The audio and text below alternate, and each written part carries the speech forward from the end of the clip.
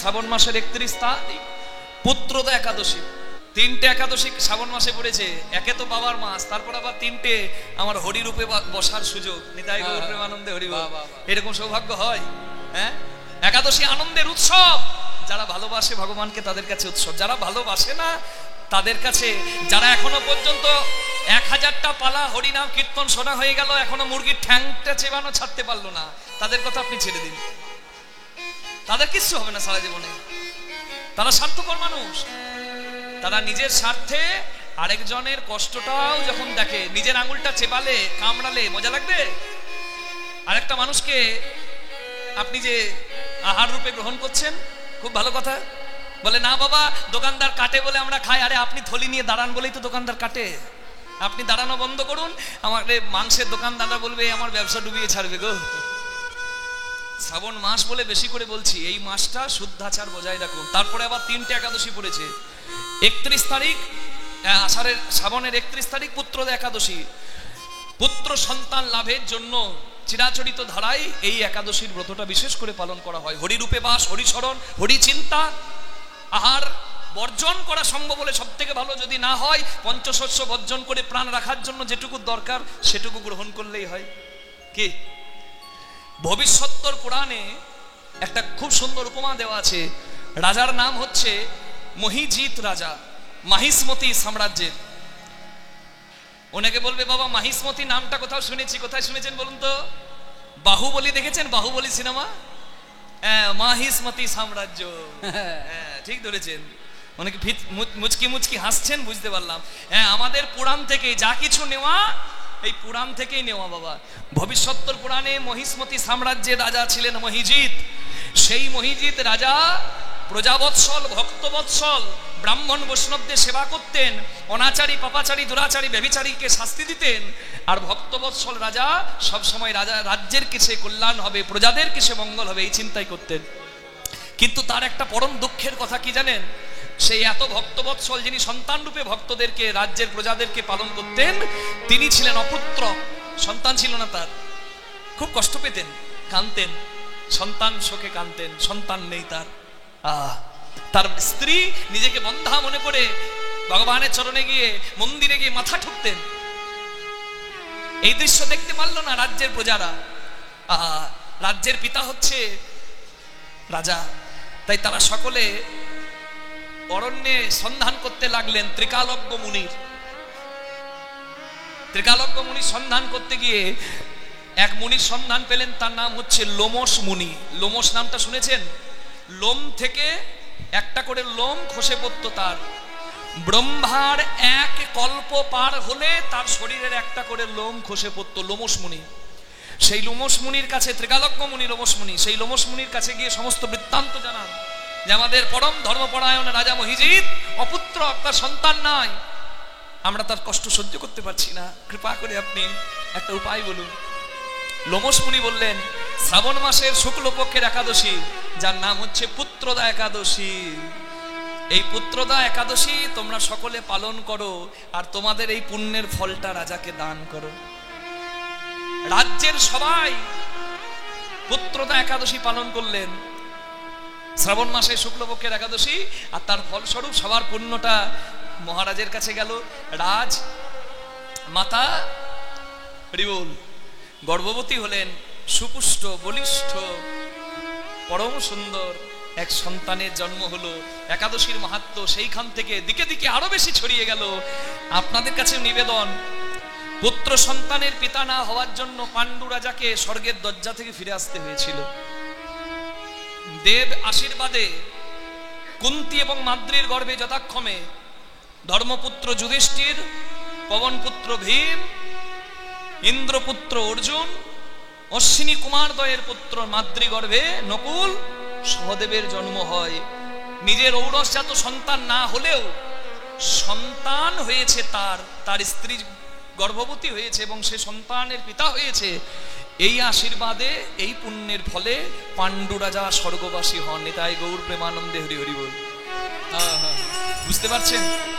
এখানে এটাও বলা যায়, নিজের যদি কারো সন্তান নাও থাকে, সন্তান রূপে কাউকে গ্রহণ করে যদি তাকে প্রতিপালন করা হয়, তাহলে সন্তানের পিতা হয়ে সেই পিতাও স্বর্গবাসী হয়। পাণ্ডু রাজা হয়েছে, সংসারের অনেক রাজাও অনেক বাবাও হতে পারবে। নিতাই গৌর প্রেমানন্দে হরি হরি বল, রাধে।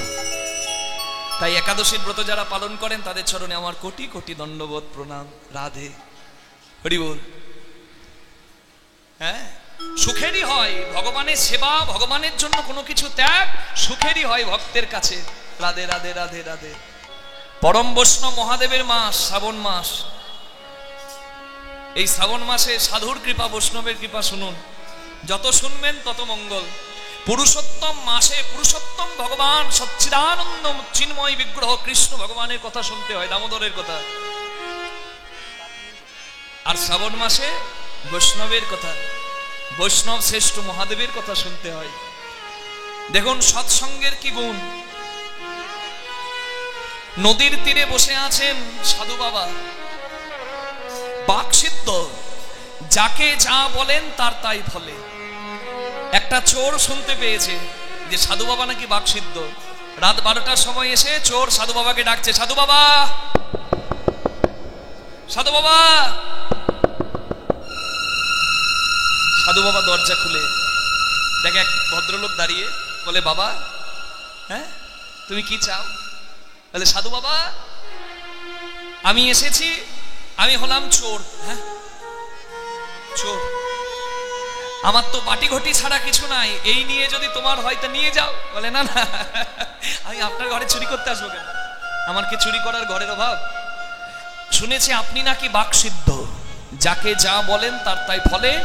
আপনি আশীর্বাদ করুন, আমি যা চাই তাই যেন হয়। বলে হবে না। তোমার মাথা খারাপ হয়েছে বাবা? তুমি পাপ করবে আর আমি পাপের ভাগ নেব তোমাকে আশীর্বাদ করে? এখান থেকে ফিরে যাও। বলে সাধু বাবা, আপনি যদি আশীর্বাদ না করেন, আপনার চোখের সামনে নদীর জলে ডুবে আমি মরবো। আপনার জন্য যদি আমি আত্মহত্যা করি, আমি তো আত্মহত্যা করে পাপী হব, আমার পাপের ভাগও আপনি পাবে। সাধু বাবা দেখছে সর্বনাশ, এই বেটা সাংঘাতিক জিনিস, ছাড়বেও না ধরবেও না। সাধু বাবা বলে, বেশ বাবা, তুমি যা চাও তাই হবে, তবে আমার একটা কথা তোমায় মানতে হবে। কথাটা হচ্ছে, জীবনে কোনোদিন মিথ্যা কথা বলা যাবে না। চোর মনে মনে চিন্তা করছে, হ্যাঁ, আমি যদি চুরি করতে গিয়ে ধরা পড়ি আর যদি সত্যি কথা বলি, আমাকে মেরে কেশবায়, মাধবায়, গোবিন্দায় করে দেবে। তা সাধুর কথা একবার শুনেই দেখি, জীবনে তো কিছু করিনি। সাধু নাকি বাকসিদ্ধ? বেশ, আমি সাধুর কথা শুনবো। বেশ সাধু বাবা, আমি জীবনে কোনোদিন মিথ্যা বলবো না, আজকে আপনার সামনে দাঁড়িয়ে আমি প্রতিজ্ঞা করলাম। সাধু বাবা বলছে, বেশ, তুমি যদি কথা রাখো তবে বলো তুমি কি চাও, আমি তাই আশীর্বাদ করব। বলে সাধু বাবা, আপনি আশীর্বাদ করুন যেন চুরি করে আমি ধরাই না পড়ি।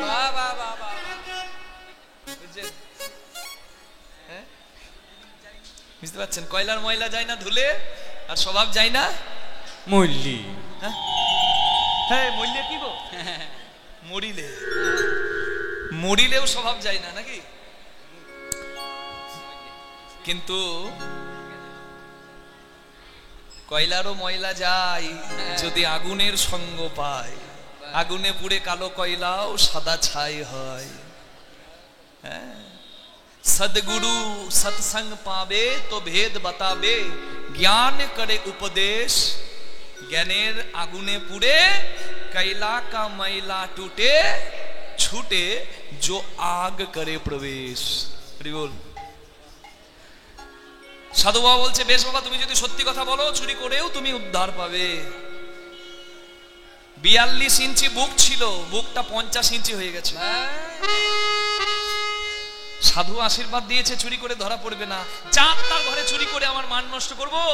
চুরি করব তো করব, রাজার ঘরে করব। রাজার ঘরে চুরি করতে গেছে, কত সাহস দেখুন। উঁচু পাঁচির ডেঙ্গিয়ে রাজার শয়ন কক্ষে, মানে শোবার ঘরে জানলা দিয়ে ঢুকেছে। এই ঢুকেছে একজনের গায়ে পড়ে গেছে। যার গায়ে পড়েছে সে চিৎকার করে উঠেছে, কে কে?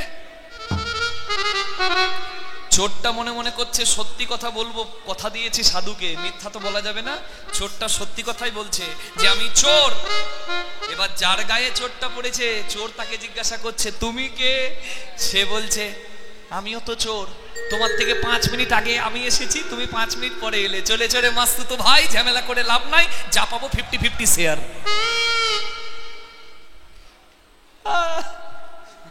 খেলা জমে গেছে। দুজন চোর গিয়ে রাজার সিন্দুক কেটে দেখছে 3টে সোনার মালা, সোনার হার। একটা পেলেই জীবনে আর কিছু করতে হবে না, রাজার মালা, গলার হার বলে কথা। হ্যাঁ, তাতে একবারে মণিমুক্তা জড়ানো। 3টে মালা, 2টো চোর, হিসাব মিলছে না। তা দেখুন, সাধুর আশীর্বাদ প্রাপ্ত চোর বলে শোনো ভাই, তুমিও চোর আমিও চোর, রাজার একটা মালা পেলে আমাদের আর জীবনে অভাব থাকবে না। একটা মালা আমি নিলাম, একটা মালা তুমি নাও।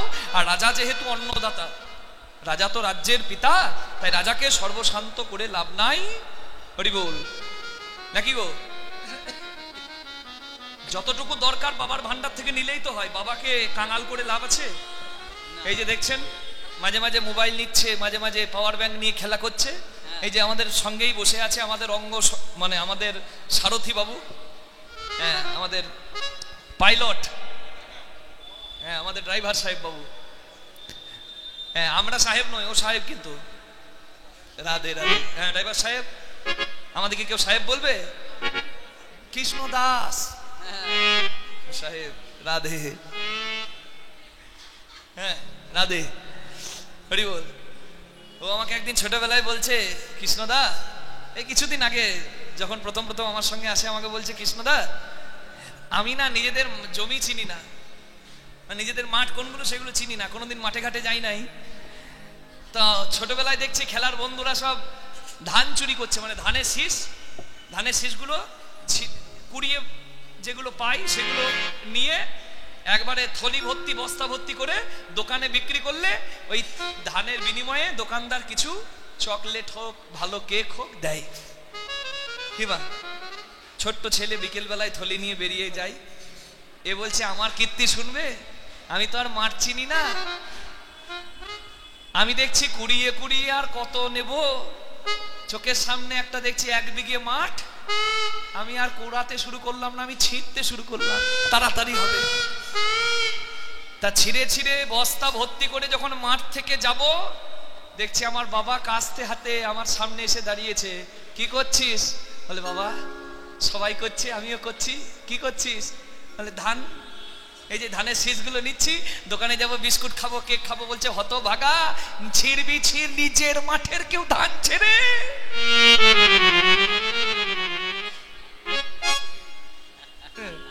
রাধে। নিজের মাথায় যদি ধান ছেড়ে মা কি হবে? চোর চোর হলে কি হবে? জ্ঞান আছে। বলছে শোন, রাজা হচ্ছে পিতা, রাজা হচ্ছে অন্নদাতা, মানে রাজ্যের পিতা হচ্ছে রাজা, তাই না? রাজাকে সর্বশান্ত করে লাভ নাই। অভাবে এসেছি, আমরা একটা নেব, আমি একটা নেব, তুই একটা নিবি, ব্যাস, আর একটা রাজার জন্য থাক। 3টে সোনার মালা ছিল, 2 চোর 2টো নিয়ে একটা রাজার জন্য রেখে পালিয়ে গেল।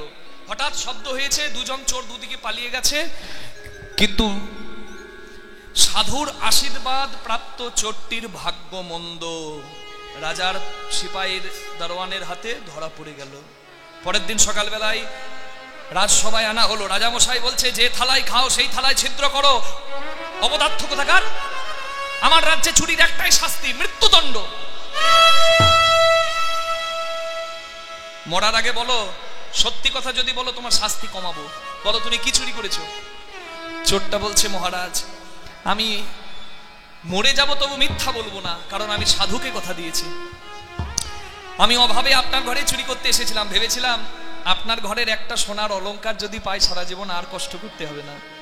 রাত জেগে খাই না খাই, শরীর থাকে না, বড় অভাবেই এসেছি আপনার ঘরে। আপনার ঘরে এসে দেখলাম আমার আগে সেখানে আরো একটা চোর ঢুকে বসে আছে। 2জন চোর মিলে আপনার সিন্দুকটা কেটে দেখলাম 3টি সোনার মালা, 2জন চোর 2টি নিয়েছি, আর আপনার জন্য একটা সেই সিন্দুকে রেখে দিয়েছি। এবার পালাতে গিয়ে ধরা পড়লাম, এবার যা শাস্তি দেবেন দিন। মহারাজ বললেন তাই নাকি? নিজেরা একটা একটা ভাগ করে আবার আমার জন্য একটা রেখেছো, এত দয়া। হ্যাঁ মন্ত্রী কই, মন্ত্রী কই? এই যে মন্ত্রী, যাও দেখে এসো চোর সত্যি কথা বলছে না মিথ্যা কথা বলছে। সিন্দুকটা খুলে দেখো তো সেখানে মালা আছে কি নাই। মন্ত্রী গেল সিন্দুকে, সিন্দুকটা খুলে দেখছে সত্যি সেখানে একটা মালা আছে, সোনার হার। তবে মন্ত্রী মনে মনে চিন্তা করলো, চোর তো এমনিতেই চুরি করে ধরা পড়েছে, বেটা তো মরবেই। এখন এই মালা যদি আমি পকেটে ঢোকাই আর চোরের নামে চালাই, মানে মন্ত্রীদের যা কাজ না, মানে এখনকার দিনে মন্ত্রীদের কথা বলছি না, তখনকার দিনে রাজাদের কথা বলছি, রাজাদান আমলে মন্ত্রী পকেটে ঢোকায় আর মনে মনে ভাবছে আজকে যখন সুযোগ পেয়েছি রাজার কাছে গিয়ে ওই চোরের নামে চালাই। রাজা মশাইয়ের কাছে এসে বলছে, মহারাজ সোনা রূপা তামা পিতল কি বাছে, চোরের কি কখনো নিবৃত্তি আছে? সোনা রূপা তামা পিতল কি বাছে, চোরের কি কখনো নিবৃত্তি আছে? ধন বাছে না, ধনে বাঁচে না, ধন বাছে না, ধনে বাঁচে না, সোনা রূপা তামা ধন বাছে না, সোনা রূপা তামা ধনে বাঁচে না। চুরি করে যে জনা সে তো ধন বাছে না, চুরি করে যে জনা ধনে বাঁচে না। এ রস দ্বিজ চণ্ডীদাস কয়, চোরের কি কখনো মন শুদ্ধ হয়? এ রস দ্বিজ চণ্ডীদাসে কয়, চোরের কি কখনো মন শুদ্ধি হয়? ঘুরে ঘুরে বেড়ায়, ঘুরে ঘুরে বেড়ায়, চোর ঘুরে ঘুরে বেড়ায়, চোর ঘুরে ঘুরে বেড়ায়, কখন কোথায় কি বা পাই ঘুরে ঘুরে বেড়ায়, কখনো কোথা কিবা পাই ঘুরে ঘুরে বেড়ায়। মহারাজ পাক্কা মিথ্যা, পাক্কা আছে। পাক্কা মিথ্যাবাদী। ওর ওই শিশুর মতো মুখটা দেখে ভুলে যাবেন না মহারাজ, বেটা সাংঘাতিক জিনিস, একদম ভুলবেন না ওর মুখ দেখে। ওই মুচকি মুচকি হাসবে আর ভেতরে শয়তানি ভরা, একদম তাকাবেন না ওর মুখটার দিকে, বেটা মিথ্যাবাদী। না এখানে নয় ওইখানে। মন্ত্রী বলছে, বেটা চোরের মিষ্টি মুখ দেখে ভুলবেন না, বেটা সাংঘাতিক মিথ্যাবাদী। সোনা পেয়ে কেউ ছেড়ে দিয়ে যায়? হ্যাঁ। মহারাজ বলতে শুরু করলেন, মন্ত্রী এই জায়গাটা শুনবেন। মহারাজ বলছেন, মন্ত্রী মিথ্যাবাদী চোর নয়, মিথ্যাবাদী তুমি। মহারাজ আমি আপনার নুন খেয়েছি, আপনার গুণ গাই, আপনি এই চোরের কথা শুনে আমাকে দোষী করছেন? আমি পরের কথা বিশ্বাস করি না মন্ত্রী, আমি নিজের চোখে দেখেছি। কাল রাত্রে যখন চোর চুরি করতে এলো আমার ঘরে, যার গায়ে চোর এসে পড়লো সে আর অন্য কেউ ছিল না, ছিলাম আমি। আমার গায়ে চোর পড়লো, আমি চোরকে জিজ্ঞাসা করলাম, কে তুমি? চোর সত্যি কথা বললো, সে চোর। আমাকে জিজ্ঞাসা করলো আমি কে? আমি রাজা হয়েও মিথ্যা বললাম আমি চোর। আমি পরিচয় দিলাম আমিও চোর। আমার মনে সাধ ছিল চোর কেমন করে চুরি করে একবার দেখব। চোরের সঙ্গী হয়ে গেলাম, দেখলাম চোর সিঁধ কাটলো, আর সিন্দুক থেকে 3টে সোনার মালার মধ্যে একটা আমাকে চোর ভেবে আমাকে দিল, একটা অভাবে পড়ে নিজে চুরি করতে এসেছে নিজে নিল, আর রাজা পরম পিতা বলে রাজাকে সর্বশান্ত না করে রাজার জন্য একটা মালা রেখে দিল। চোর মিথ্যা কথা বলেনি, আমি সচক্ষে দর্শন করেছি। কে আছো? মন্ত্রীর পকেটে হাত ভরে ওই পকেট চেক করো। যেই না মন্ত্রীর ভান্ডারে হাত দেয় বাবা, বাকিটা কি হয় ইতিহাস আপনারাই জানেন। মন্ত্রীর কাছ থেকে ধরা পড়লো, মন্ত্রীর কাছ থেকে পাওয়া গেল সোনার মালা। মন্ত্রীকে শাস্তি দিলেন রাজামশাই। মিথ্যাবাদী মন্ত্রীর থেকে সত্যবাদী চোর আমার কাছে অনেক প্রিয়, অনেক প্রিয়। এই মন্ত্রীর শাস্তি হবে, আর আজ থেকে মন্ত্রীর ওই শূন্য পদে আমি এই সত্যবাদী চোরটাকে বসাবো। চোর বুদ্ধিমান, চোর বুদ্ধিমান আবার সত্যবাদী। ওর এই বুদ্ধিকে যদি আমি, অভাবে তো চুরি করছে, ওর বুদ্ধিকে যদি আমি ভালো কাজে লাগাই আমার রাজ্যের উন্নতি হবে। এসো বাবা, আজ থেকে তুমি আমার রাজমন্ত্রীর পদ অলংকৃত করো। মহারাজ আসনের দিকে হাত বাড়িয়ে দিলেন, কিন্তু মহারাজ দর্শন করছেন চোরের অশ্রু পড়ছে নয়নে, নয়ন থেকে অশ্রু ঝরছে। চোরটা বলছে, মহারাজ আপনি আমাকে আসন দিচ্ছেন, কিন্তু ওই আসনে বসার থেকেও আরো বড় কাজ আমার জন্য অপেক্ষা করছে। কৃপা করে আপনি আমায় মুক্তি দিন। আমি ওই আসন চাই না। একই তুমি অভাবে চুরি করছো, আজ থেকে আমি তোমাকে মন্ত্রীর আসন দিলাম, তুমি রাজকোষের মুদ্রা পাবে, অভাব থাকবে না, কেন তুমি এই আসন গ্রহণ করছো না মহারাজ? ওই আসনের থেকেও জীবনে অনেক বড় আসন আমার জন্য অপেক্ষা করছে, আপনি আমাকে মুক্তি দিন। রাজামশাই দেখতে চাইলো চোরটা কি করে, বলে বেশ, আজ থেকে তুমি মুক্ত। চোর রাজবাড়ি থেকে এক দৌড়ে ছুটে সেই জঙ্গলে নদীর ধারে কুড়ে ঘরে থাকা সাধুর কাছে, বৈষ্ণবের কাছে এসে সাধু বাবার চরণ জড়িয়ে ধরে বলছে, সাধু বাবা, জীবনে একদিন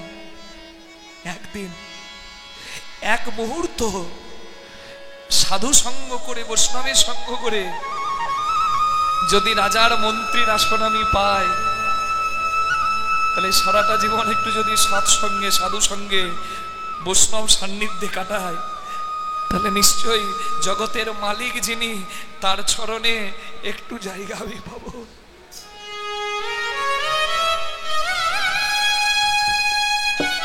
সাধু সঙ্গ।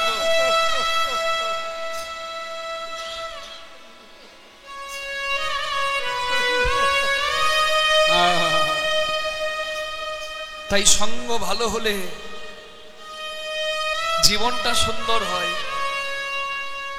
জীবন সুন্দর হয়।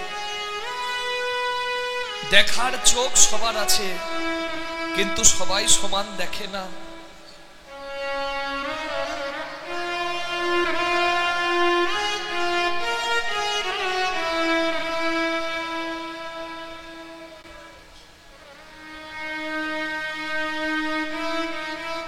বলার মুখ সবার আছে, সবাই হরি বলে না।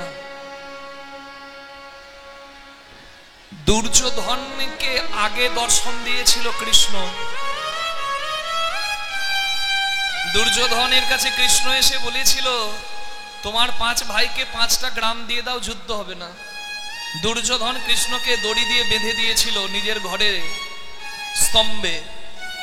আর সারাদিন আমার ঘরে বাধা থাকো, আমাকে জ্ঞান দিতে এসেছো, তোমার সাহস কম নয় গোয়ালার বেটা। দুর্যোধন দড়ি দিয়ে বেঁধে বলে, আমার ঘরে সারাদিন বাধা থাকো।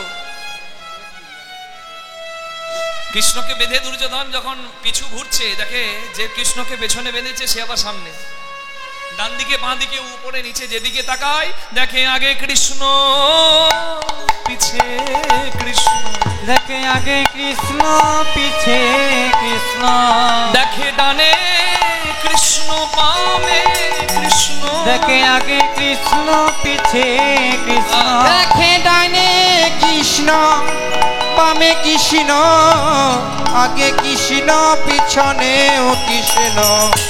যেদিকে তাকায় দুর্যোধন সেদিকে কৃষ্ণ দেখে। কিন্তু দুর্যোধনের চৈতন্য হলো কি বাবা?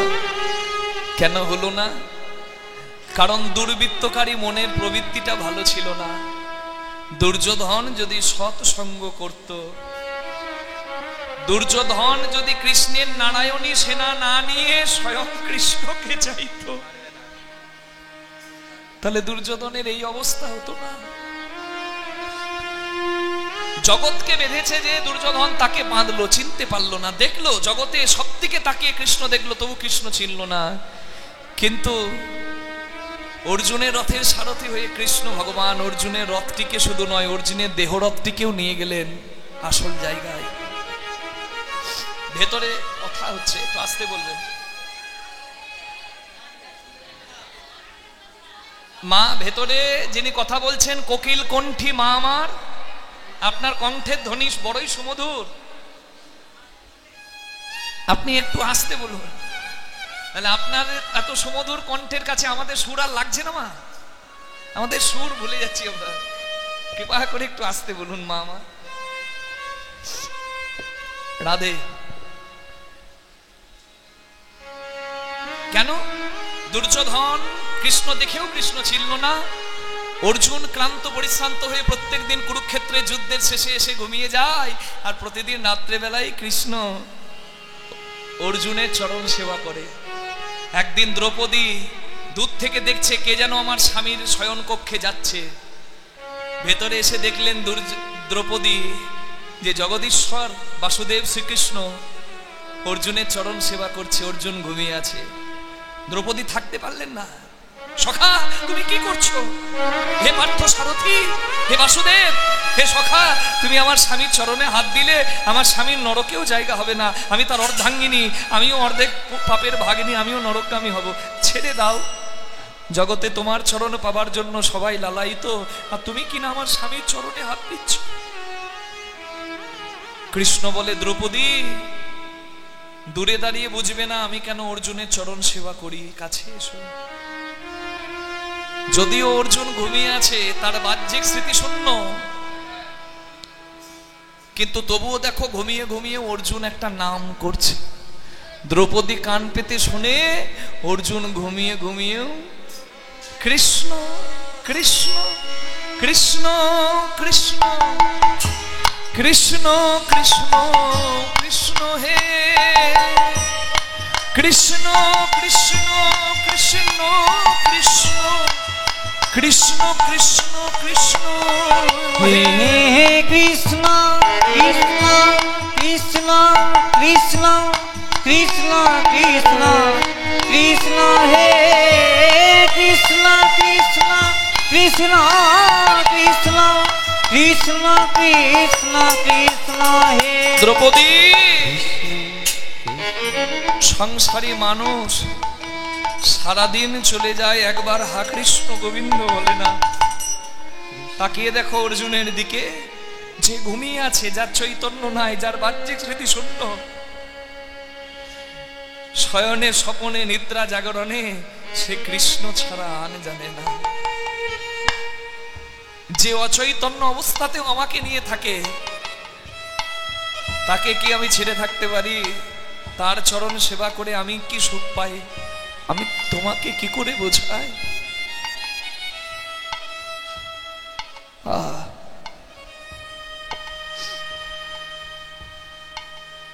ধন্য অর্জুন,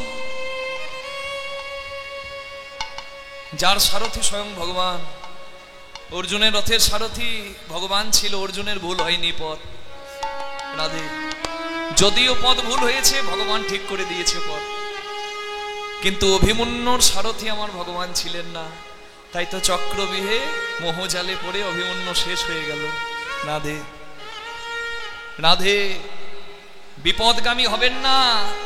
চলার প্রত্যেকটা পদক্ষেপে ভগবানকে সঙ্গী করুন। নিতাই গৌর প্রেমানন্দে।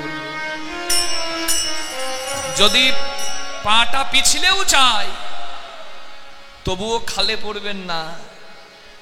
হাতটা ধরে তুলে দেবার জন্য একজন থাকবে। নিজের যন্ত্রণার কথা, দুঃখের কথা যাকে বলবেন, একদিন সে দুর্বলতার সুযোগ নিতে পারে। তাই কথা গোপন রাখুন।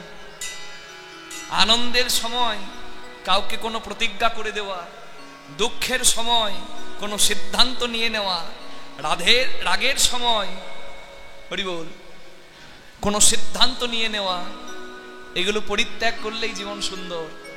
প্রত্যেকটা চলার পদক্ষেপে একজনকে সঙ্গী রাখুন, সে কোনোদিন আপনার কাছে বিনিময়ে কিছু চাইবে না, আর দুর্বলতার সুযোগও নেবে না, আর আপনার সমস্ত বিপদ থেকে হাতটা ধরে একমাত্র সেই পার করতে পারেনি। তাই গৌর হরি হরি। তাই তাকে সঙ্গী করুন, জীবন সুন্দর হবে। রাধে রাধে। অনাথের নাথ তিনিই তো প্রভু জগন্নাথ। রাধে। মদন মানে কামদেব, 5টা বাণের বড় অহংকার ছিল। মদন, মাদন, বিমোহন, শোষণ, স্তম্ভন। আহা, 5টা বাণের অহংকার মদনের পরিপূর্ণ। বল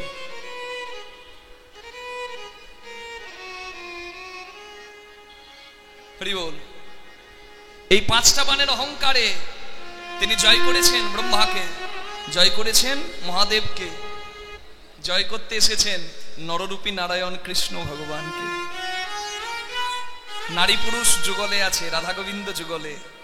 রাধা গোবিন্দকে সাধারণ নারী পুরুষ ভেবে তার 5 বাণের অহংকার নিয়ে মদন এসে দাঁড়িয়ে 5টা বাণ এক এক করে গোবিন্দের দিকে ছুড়ে মেরেছে। আর 5টা বাণ গোবিন্দের চরণে পুষ্প রূপে পড়েছে। যে মদনের অহংকার ছিল যে কাম দিয়ে আমি জগৎকে বিমোহিত করে দিতে পারি, কাম অন্ধ করে দিতে পারি, সেই মদনের বাণ যখন চরণে এসে পড়ল, মদন হাতে জোর করে এসে দাঁড়ালো।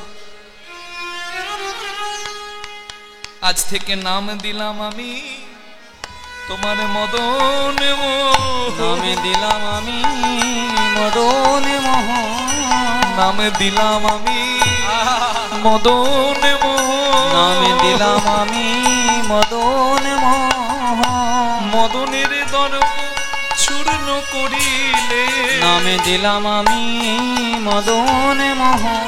ওই মদনের গর্ব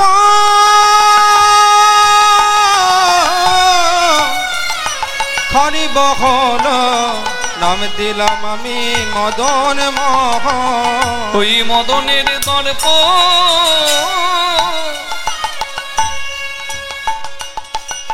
গোবিন্দ হে, এই ব্রজধামে আমি আরে আসিব না, এ ব্রজধামে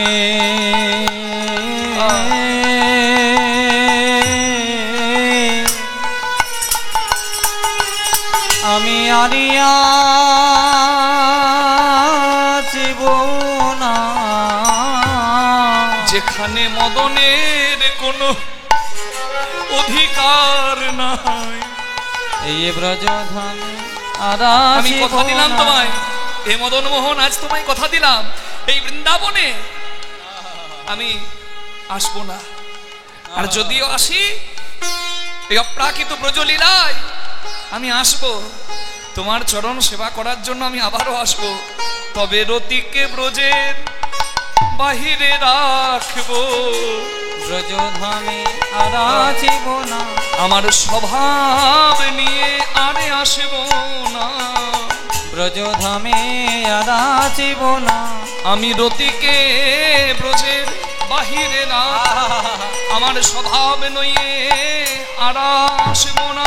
রতিকে হরি হরি ব্রজের বাইরে রাখবো, সবাই সবাই গেলে আর আসিব না, রতিকে ব্রজের বাইরে রাখবো, সবাই গেলে আর আসিব না। রতিকে ব্রজের বাইরে রাখবো, এ ব্রজধামে আর আসিব না।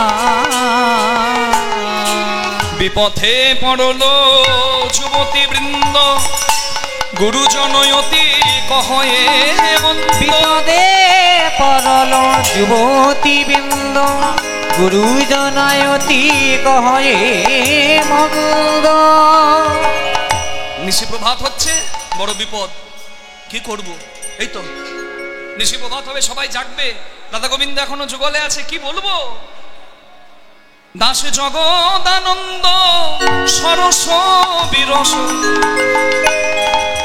রসবতী রসরাজে, জগদানন্দ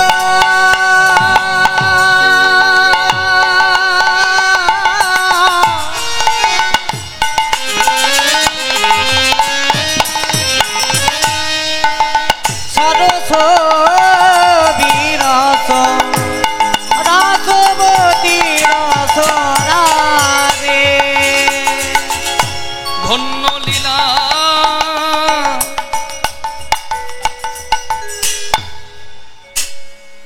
ধন্য লীলার বলিহারি যায়, যাই ধন্য লীলার বলিহারি যায়, এমন লীলা প্রভু দেখিলা, ধন্য লীলার বলিহারি যায়, এমন লীলা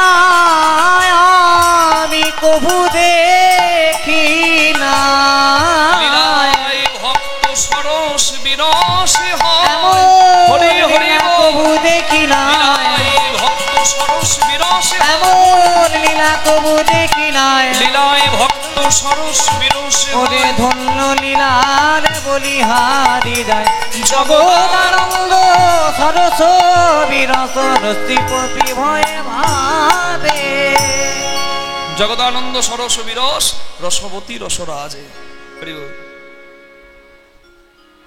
হ্যাঁ, এবার রাধা গোবিন্দকে জাগাবার জন্য আর বিলম্ব নয়, ডাক দিচ্ছেন। ডাক দিচ্ছেন কে? দুই পাখি। সে পাখি দুটির নাম আপনারা জানেন? এটা সবাই মিলে আমার সঙ্গে বলবেন। বৃন্দাবন বিলাসিনী রায় আমাদের, ও বৃন্দাবন বিলাসিনী রায় আমাদের, বৃন্দাবন বিলাসিনী রায় আমাদের, ও বৃন্দাবন বিলাসিনী রায় আমাদের, বৃন্দাবন বিলাসিনী রায় আমাদের, ও বৃন্দাবন বিলাসিনী রায় আমাদের, বৃন্দাবন বিলাসিনী রায় আমাদের, ও বৃন্দাবন বিলাসিনী রায় আমাদের, ও বৃন্দাবন বিলাসিনী রায় আমাদের, রায় আমাদের, রায় আমাদের, রায় আমাদের, শ্যাম তোমাদের রায় আমাদের, রায় আমাদের, রায় আমাদের, রায় আমাদের, শ্যাম তোমাদের রায় আমাদের, ও বৃন্দাবন বিলাসিনী রায় আমাদের, বৃন্দাবন বিলাসিনী রায় আমাদের, ও বৃন্দাবন বিলাসিনী রায় আমাদের, ও বৃন্দাবন বিলাসিনী রায় আমাদের, সুখ বলে আমার কৃষ্ণ গিরি ধরেছিল, সুখী বলে আমার কৃষ্ণগিরি ধরেছিল, সুখী বলে আমার কৃষ্ণগিরি ধরেছিল, আমার শাড়ি বলে, কি বলে, শাড়ি বলে, কি বলে, শাড়ি বলে আমার রাধা শক্তি সঞ্চারিল, নইলে পারবে কেন?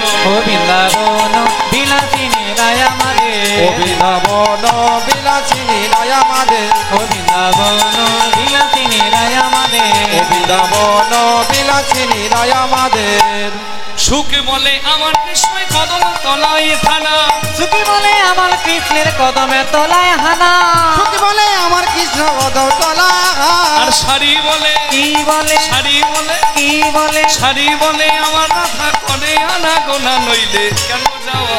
ও বৃন্দাবন বিলাসিনী রায় আমাদের, ও বৃন্দাবন বিলাসিনী রায় আমাদের, বৃন্দাবন বিলাসিনী রায় আমাদের, ও বৃন্দাবন বিলাসিনী রায় আমাদের, সুখ বলে আমার কৃষ্ণ মদন মোহ, সুখী বলে আমার কৃষ্ণ মদন মোহ, সুখী বলে আমার কৃষ্ণ মদন মোহ, আমার শাড়ি বলে, কি বলে, শাড়ি বলে, কি বলে, শাড়ি বলে আমার রাধা বামে যতক্ষণ, নইলে শুধু মদন। ও বৃন্দাবন বিলাসিনী রায় আমাদের, ও বৃন্দাবন বিলাসিনী রায় আমাদের, বৃন্দাবন বিলাসিনী রায় আমাদের, ও বৃন্দাবন বিলাসিনী রায় আমাদের, হরি হরি রাধে রাধে, নিতাই গৌর হরি বল। এবার সুখ শাড়ির দুজনার দ্বন্দ্ব ঘুচে গেল, সুখী সারি দুজনারে দ্বন্দ্ব ঘুচে গেল, সুখী সারি দুজনারে দ্বন্দ্ব ঘুষে গেল, সুখী সারি দুজনারও দ্বন্দ্ব ঘুচে গেল, সুখী সারি দুজনারে দ্বন্দ্ব ঘুষে গেল, এবার প্রেমানন্দে, প্রেমানন্দে, প্রেমানন্দে বদন ভরে হরি হরি বল, রায় বলে, ও বৃন্দাবন বিলাসিনী রায় আমাদের, ও বৃন্দাবন বিলাসিনী রায় আমাদের, ও বৃন্দাবন বিলাসিনী রায় আমাদের, ও বৃন্দাবন বিলাসিনী রায় আমাদের, উপর থেকে শাড়ি শুকো। এইবার তো জাগাতে হবে, আনন্দ তো হলো, জাগাতে হবে না? হাহা শাড়ি শুকো দুহু জনে, তারা উঠিয়া বিহানে, হে সারি সুখ দো জনে, তখন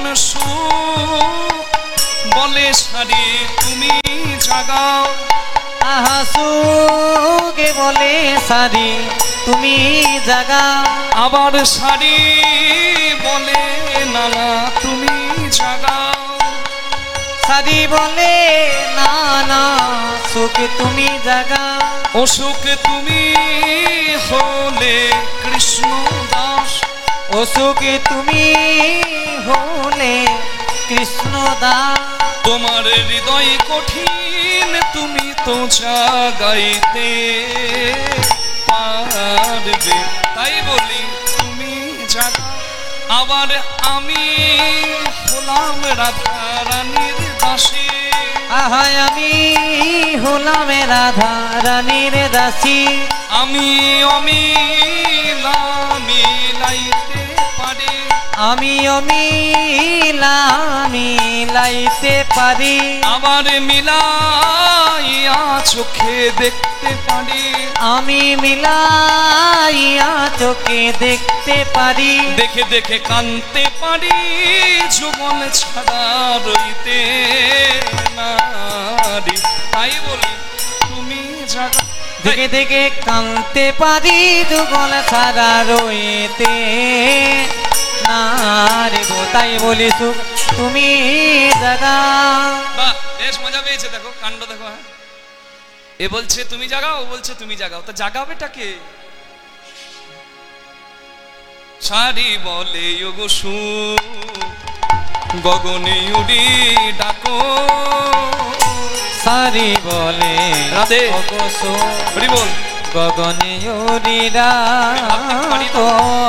নব জল ধরে আনি অরুণের ঢাকো, আর নব জল ধরে আনি তুমি অরুণেরই ঢাকো। ওই নব জল ধরে আনি অরুণের ঢাক, সারি বলে ও গোসো গগনে উড়ি ডাকো, সারি বলে ওঘে শোক গনে উড়ি ডাক, সারি বলে ও গোসো। মেঘ উঠলে সূর্য প্রভাব ফেলতে পারবে না, কেন বলুন তো? দেখুন, আর সূর্যের তাপ আছে, কেন বলুন তো? মেঘে ঢাকা। তা মেঘ আসুক, প্রভাত মনে হবে, দিন মনেই হবে না শুরু হয়েছে। তা রাধা গোবিন্দ আরো কিছুক্ষণ যুগলে থাকতে পারবে। শাড়ি বলছে না না, তা পারবো না। আমি বরং একটা কাজ করি, ঝড় এলে তো ঘুম ভেঙে যায়, তো ঝড় ডাকি, পবন ডাকি। শাড়ির বচনে শুকো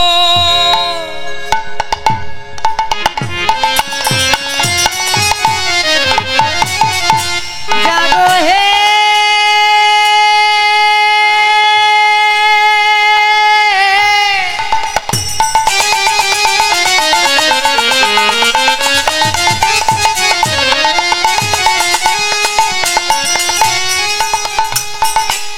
আর নিচি নাই,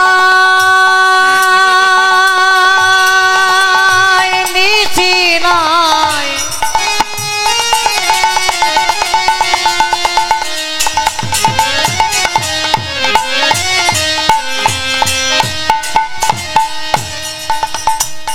গগনে আর নিচি নাই,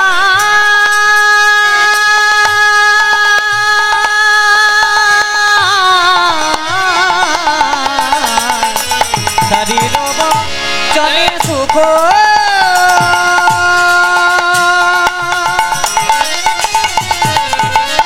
ডাকে উচ্চ স্বরে পবন প্রবল বহে কুঞ্জের বাহিরে। ওই পাবন প্রবল বহে কুঞ্জের বাহিরে, পবন পবন বহে কুঞ্জের বাহিরে। পবন প্রবল বহে কুঞ্জের বাহিরে, তখন পবন প্রবল বেগে গিয়ে প্রবল প্রবল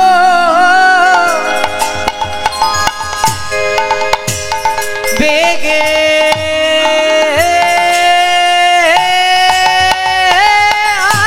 বহে, কুঞ্জের ভিতর মৃদু মন্দ বহে। পবন প্রবল বেগে বহে কুঞ্জের ভিতর মৃদু মন্দ বহে, বিন্দ সেবাই লাগবে বলে হরিব মন্দ বহে গোবিন্দ সেবাই লাগিবে বলে, তরে মৃদু মন্দ বহে, গোবিন্দ সেবাই লাগিবে বলে, তরে মৃদু মন্দ বহে, গোবিন্দ সেবাই লাগিবে বলে, আহা পবন প্রবল বেগে বহে, প্রবল প্রবল বহে কুঞ্জের বাহি